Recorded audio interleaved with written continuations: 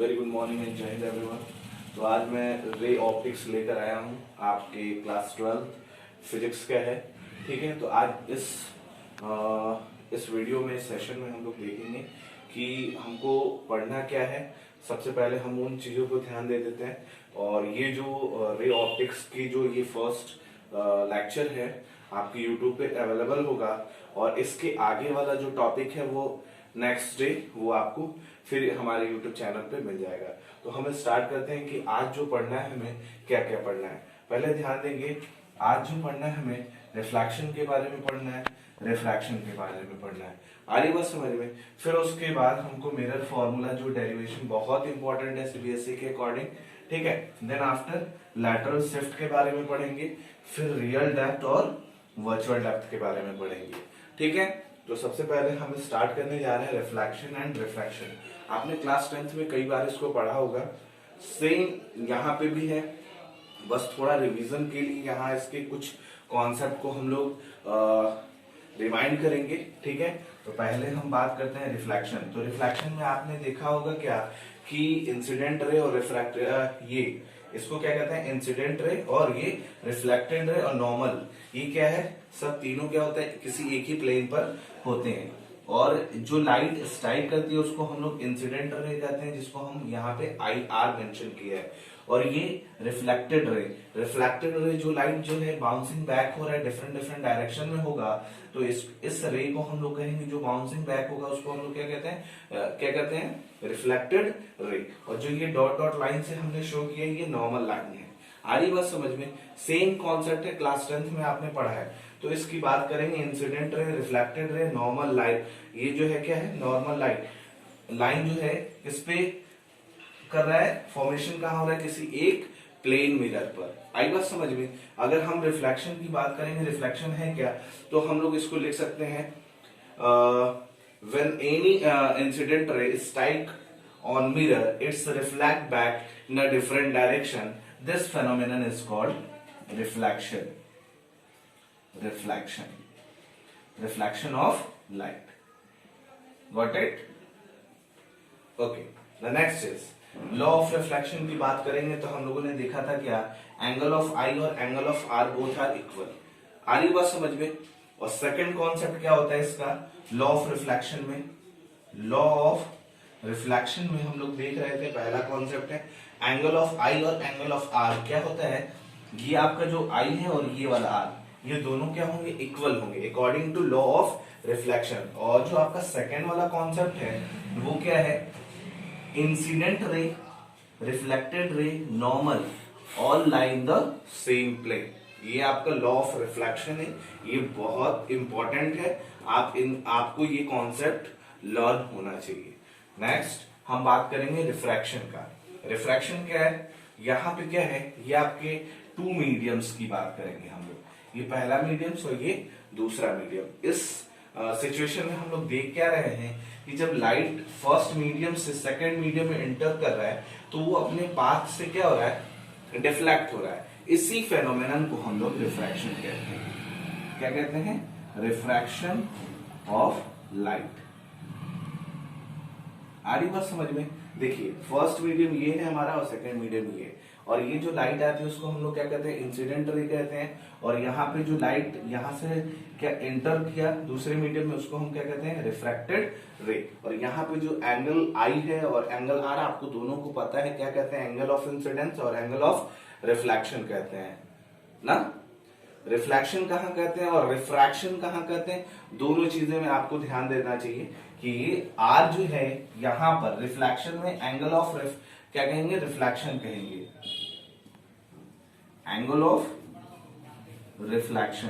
But refraction की बात कहेंगे तो ये जो है एंगल ऑफ रिफ्रैक्शन होगा, एंगल ऑफ रिफ्रैक्शन होगा।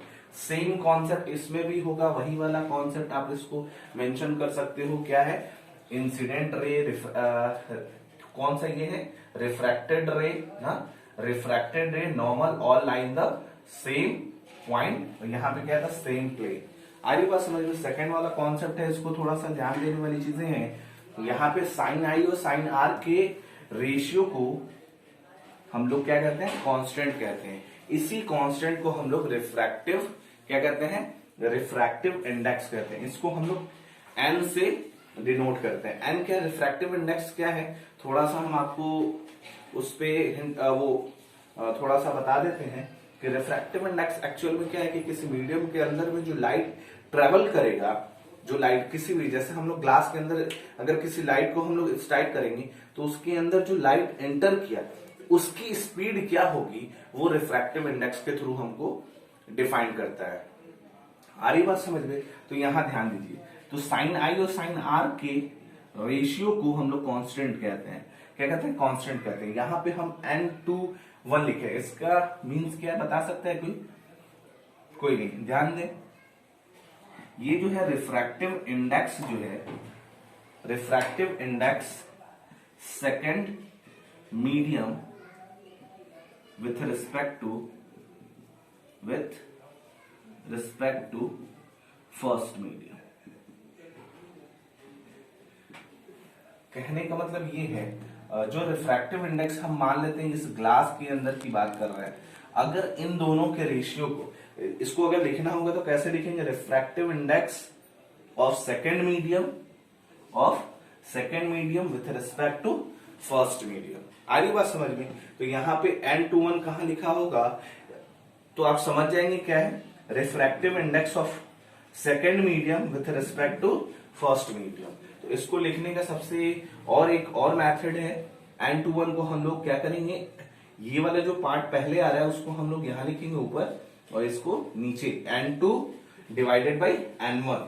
अच्छा, इन दोनों को हम लोग सब इक्वल है तो इसके इक्वल में हम लोग इसको भी लिख सकते हैं। तो ये आपको एक नया फॉर्मूला मिलेगा, n1 sine I equal to n2 sine R. अरे बात समझ में? ये जो कॉन्सेप्ट है स्नेल्स लॉ का है। ये जो कॉन्सेप्ट दिया गया है, ये sine I by sine R equal to constant जो है स्नेल्स का है। आ रही बात समझ में? तो हम बात करते हैं नेक्स्ट, यहां पे हमको ये फॉर्मूला मिलेगा। अगर एग्जाम में इस टाइप के क्वेश्चंस आते हैं तो हम कर लेंगे, एंगल्स दिए होंगे दोनों का, रिफ्रैक्टिव इंडेक्स पूछ रहा होगा तो हम लोग फाइंड कर सकते हैं। और यहाँ पे रिफ्रैक्टिव इंडेक्स अगर किसी मीडियम का अगर रिस्पेक्ट के रिलेटिव में अगर पूछेगा तो इस तरीके से हम लोग निकालेंगे, जिसका पूछेगा उसको ऊपर और जिस मीडियम के रिस्पेक्ट में हम लोग निकालेंगे उसको नीचे कर देंगे। ठीक है, अब बात करते हैं रिफ्रैक्टिव इंडेक्स का। एक्चुअल में एक फॉर्मूला होता है, स्पेशल फॉर्मूला जो है n = c/v। c क्या है मेरा, speed of light. Speed of light आपको पता है कितना होता है, 3 × 10⁸ होता है। आ रही बात समझ में? तो n = c/v होता है। ठीक है, तो c हमारा क्या है, speed of light in vacuum और speed of light in medium. यहां से हम लोग देख सकते हैं n1 = c/v1। अगर हम किसी मीडियम के अंदर अगर स्पीड फाइंड करना होगा तो इस फॉर्मूला से निकाल सकते हैं। ऐसे क्वेश्चन एग्जाम में कई बार पूछे गए हैं। ठीक है, तो यहां से हम लोग निकाल सकते हैं। अगर स्पीड ऑफ लाइट ये तो कांस्टेंट होगा, ठीक है, इन वैक्यूम के लिए 3 × 10⁸। अगर यहाँ रिफ्रैक्टिव इंडेक्स दिया होगा किसी ग्लास या किसी भी मीडियम का, तो यहां से हम लोग रिफ्रैक्टिव इंडेक्स को अगर यहाँ पे हमको यहाँ वैल्यू रख सकते हैं और ये वाली जो n1 है इसको यहाँ ला देंगे, तो ये हमारा v1 किसी भी मीडियम का हमको अगर फाइंड करना होगा कि उसके अंदर कोई लाइट ट्रेवल कर रही है, किस स्पीड से कर रही है, तो उसका रिफ्रैक्टिव इंडेक्स हमें पता होना चाहिए। तो हम लोग इस फॉर्मूला से फाइंड कर सकते हैं। उसी तरीके से n2 = c/v2 लिख सकते हैं फ्रॉम इक्वेशन 1। दैट मीन्स इस इक्वेशन की बात कर रहे हैं। ठीक है, तो साइन आई और साइन आर = n/1।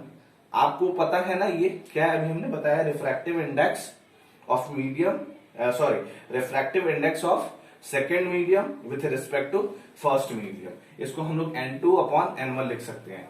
तो यहाँ पे देखिए sine I by sine R, यहाँ पे n2 के जगह हम लोग c/v2 लिख सकते हैं और यहाँ पे n1 के जगह ये वाले फॉर्मूला में देखिए n2 के जगह हम लोग c/v2 लिख सकते हैं, n1 के जगह c/v1 लिख सकते हैं।